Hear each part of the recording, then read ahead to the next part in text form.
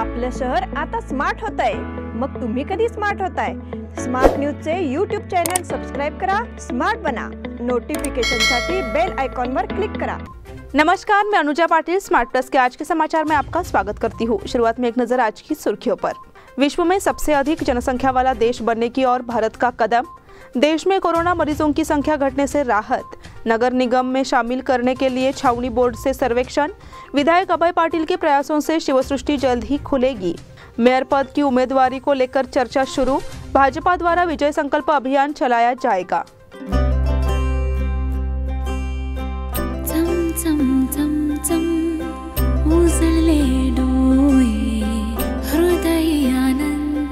BS Channabasappa and Sons, the Textile Mall at Tilakwadi, Belagavi.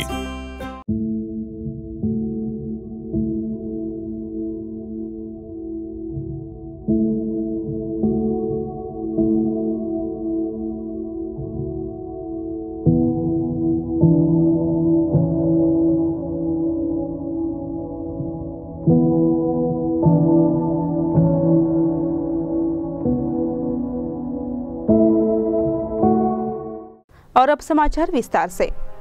चीन को दुनिया का सबसे अधिक आबादी वाला देश माना जाता है, लेकिन जनसंख्या के मामले में भारत चीन से आगे निकल गया है।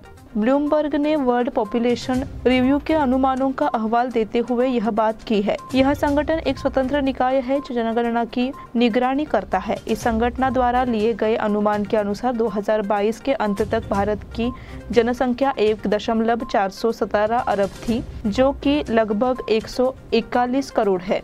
यह संख्या चीन द्वारा मंगलवार को पेश की गई रिपोर्ट से 5 करोड़ ज्यादा यह संख्या है। चीन द्वारा दी गई रिपोर्ट में कहा गया है कि उनकी आबादी 1.412 अरब है। भारत की बढ़ती आबादी का एक बड़ा हिस्सा 30 साल से कम उम्र का है। ये सभी लोग आने वाले वर्षों में दुनिया की सबसे तेजी से बढ़ती प्रमुख अर्थव्यवस्थाओं का हिस्सा होंगे। अप्रैल 2023 तक भारत की आबादी 143 करोड़ के पार हो जाएगी। देश में कोरोना मरीजों की संख्या घटने से राहत। पिछले कुछ दिनों से चीन में कोरोना ने फिर से सिर उठाया है। दावा किया जा रहा है कि रोजाना मरीजों की संख्या बढ़ रही है और अस्पताल नाकाफी होते जा रहे हैं। हालांकि चीन में भले ही मरीजों की संख्या बढ़ रही है, लेकिन भारत में रोजाना कोरोना मरीजों की संख्या 100 से नीचे चली गई है। मार्च 2020 के बाद पहली बार सोमवार को नए कोरोना मरीजों की संख्या 100 से नीचे हो गई। साथ ही मार्च 2020 के बाद पहली बार लगातार 4 दिनों तक कोरोना वायरस से संक्रमित एक भी व्यक्ति की मौत नहीं हुई है। इसलिए केंद्रीय स्वास्थ्य विभाग ने आश्वासन दिया है कि भारत में स्थिति सुकून देने वाली है। देश में कोरोना संक्रमण फिलहाल काबू में है। सरकारी आंकड़ों के मुताबिक देश में मार्च 2020 के बाद पहली बार कोरोना के नए मरीजों की संख्या 100 से नीचे गई है। साथ ही 2020 के बाद पहली बार लगातार 4 दिनों में किसी मरीज की मौत नहीं हुई है। नगर निगम में शामिल करने के लिए छावनी बोर्ड से सर्वेक्षण।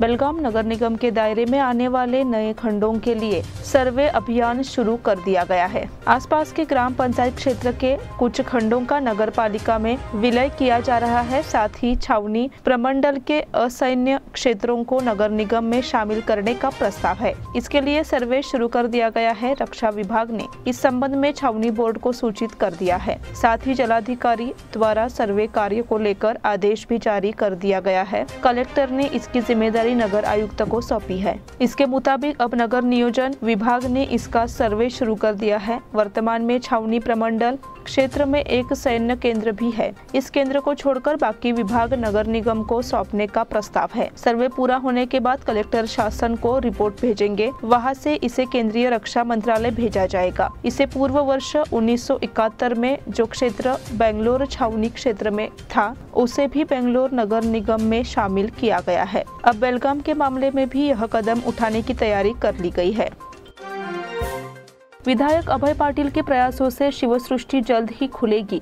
छत्रपति शिवाजी उद्यान में शिवसृष्टि का कार्य शुरू हुए 10 वर्ष बीत जाने के बावजूद अभी तक इसे खोला नहीं गया है, लेकिन शिव भक्तों का इंतजार जल्द खत्म होगा और शिव जयंती से पहले शिवसृष्टि का उद्घाटन होगा। इसके लिए विधायक अभय पाटिल ने सोमवार को शिवाजी उद्यान का दौरा किया और कार्य की समीक्षा की। शिवसृष्टि का कार्य 2012 में प्रारंभ किया गया था। उसके बाद 2013 और 2017 में 2 बार बार शिवसृष्टि का उद्घाटन किया गया। उसके बाद भी कुछ शेष कार्य किए गए।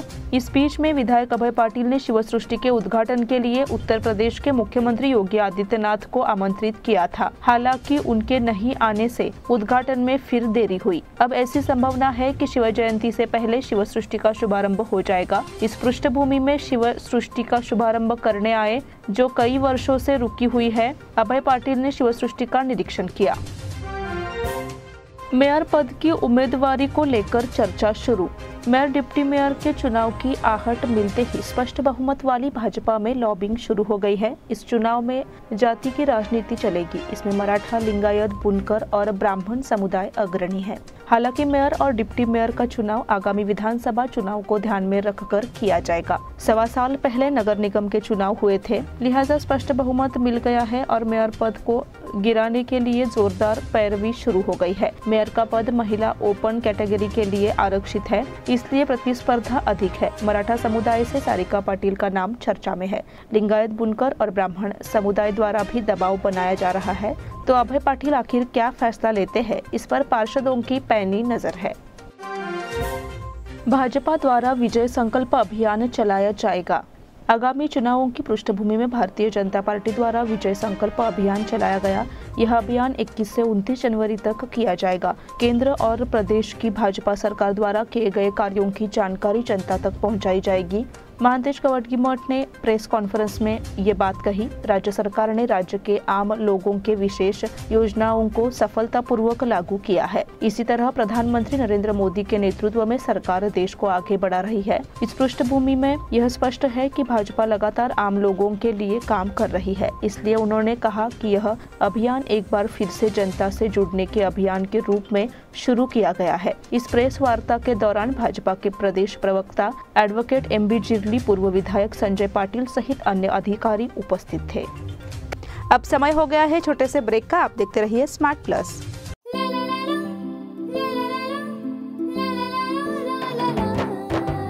जले दीप अंगना में होगी रोशन दुनिया, पलकों तले छा जाए चांद तारों का साया। रंगोली में खिले रंग खुशियों की भी तरानी, तन मन झिलमिल जाए हर पल होंगी सुहानी। ये अटूट बंधन खिले हर आशियाना, रंग वस्त्रों का खजाना मन भाए आराधना। रंग वस्त्रों का खजाना मन भाए आराधना। आराधना मारुति गली बेलगाम। मन भाए आराधना। बेलगाम वासियों के पसंद में उतरा उड़ान बार एंड रेस्टोरेंट। सोशल डिस्टेंसिंग का ख्याल रखते हुए हमारा स्टाफ देता है बेहतरीन सर्विस का विश्वास। यहां है पार्टी और फंक्शन के लिए 3 आलीशान हॉल, कारपोरेट डिनर मीटिंग के लिए 3 अलग कक्ष, IPL मैच देखने के लिए 3 बड़े स्क्रीन की विशेष सुविधा। इसके साथ ही साफ सुथरा किचन, जहां हमारा वेल क्वालिफाइड स्टाफ देता है क्वालिटी और हाइजीनिक फूड की गारंटी। तो फिर खाने की हो बात तो आना परिवार के साथ।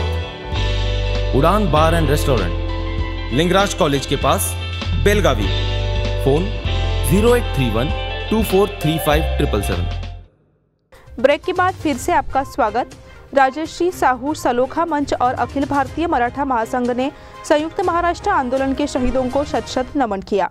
कोल्हापुर के बिंदु चौक पर शहीद स्मारक स्तंभ बनाकर शहीदों को श्रद्धांजलि दी गई। कोल्हापुर में सर्वदलीय सीमा सम्मेलन आयोजित करने का निर्णय लिया गया। इस अवसर पर मराठा संघ के Vasantrao Mulik, DG Bhaskar, Datta Ughade, SB Desai, professor KN Patil सहित अन्य ने दीप जलाकर शहीदों को नमन किया।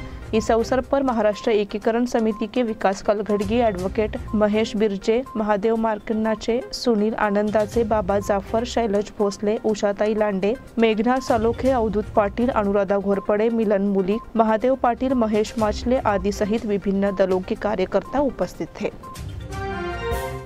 डॉक्टर हेडगेवार पर बनी फिल्म में बेलगाम के अभिनेता राजके पुरोहित बॉलीवुड एक्टर राजके, जो बेलगाम के निवासी है, अब राष्ट्रीय स्वयंसेवक संघ के संस्थापक डॉक्टर केशव हेडगेवार की बायोग्राफी पर बन रही फिल्म में अभिनय करेंगे। डॉक्टर राजपुरोहित हेडगेवार के सबसे अच्छे दोस्त अन्ना सोहनी की भूमिका निभा रहे हैं। अब इस फिल्म की शूटिंग नागपुर में चल रही है।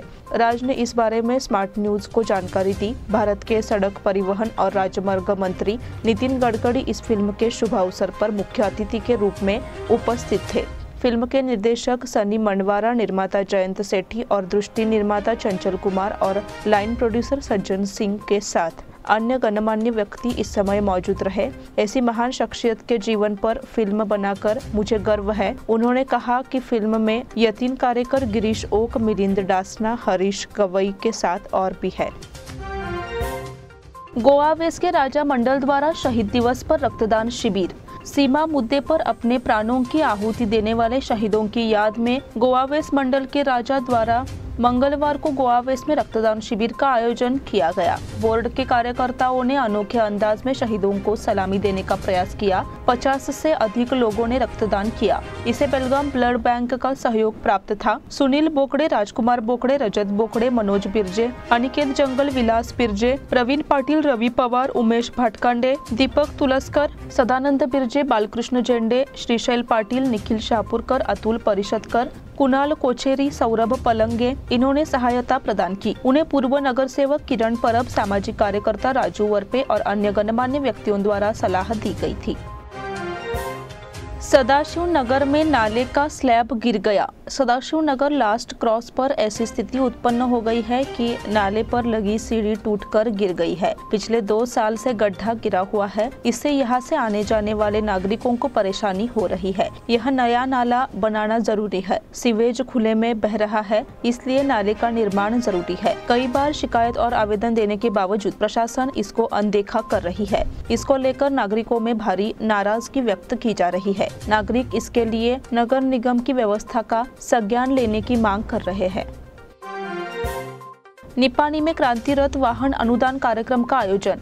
जिले के नेता पूर्व सिंचाई मंत्री विधायक रमेश जारकीहोली ने दलित क्रांति सेना के संस्थापक अध्यक्ष अशोक कुमार असोडे के सामाजिक संघर्ष को मजबूत करने के लिए, जो पिछले 30 वर्षों से पूरे निपानी तालुका के साथ बेलगाम जिले में दलित आंदोलन को जीवित रखने के लिए एक नेता है, उन्हें न्याय दिलाने के लिए, समाज को न्याय के साथ सम्मान दिलाने के लिए, स्वाभिमान के साथ सड़क की लड़ाई लड़ने के लिए वे इनोवा क्रिस्टा चौपहिया वाहन क्रांति रथ प्रदान कर रहे हैं। कार्यक्रम के स्वागत अध्यक्ष एवं निपानी विधानसभा क्षेत्र के युवा नेता उत्तम पाटिल ने मीडिया को जानकारी दी कि कार्यक्रम को जायज ठहराने के लिए माननीय अशोक कुमार असोड साहब का सम्मान समारोह एवं सामाजिक न्याय सम्मेलन का आयोजन किया गया। रिंग रोड सुनवाई के लिए प्रांत अधिकारी की उदासीनता। रिंग रोड मामले में मंगलवार को प्रांतीय अधिकारियों के सामने सुनवाई हुई, लेकिन जैसे ही प्रांतीय अधिकारियों ने इससे मुंह मोड़ लिया, किसानों को तंग बैठना पड़ा। अंततः किसानों को बिना सुने वापस लौटना पड़ा। इसको लेकर किसान नाराजगी जता रहे हैं। रिंग रोड का विरोध करने के लिए तालुका के किसानों ने हाईवे अथॉरिटी के पास बड़ी संख्या में आपत्ति दर्ज कराई है। इस पर मंगलवार सुबह शिव बसवनगर स्थित महानगर प्राधिकरण कार्यालय में प्रांतीय अधिकारियों की मौजूदगी में सुनवाई होनी थी। 27 किसानों को नोटिस जारी किए गए। इसी को लेकर किसान राजमार्ग प्राधिकरण के कार्यालय में मौजूद थे। इसी के साथ स्मार्ट प्लस के आज के समाचार यहीं पे समाप्त हुए। धन्यवाद।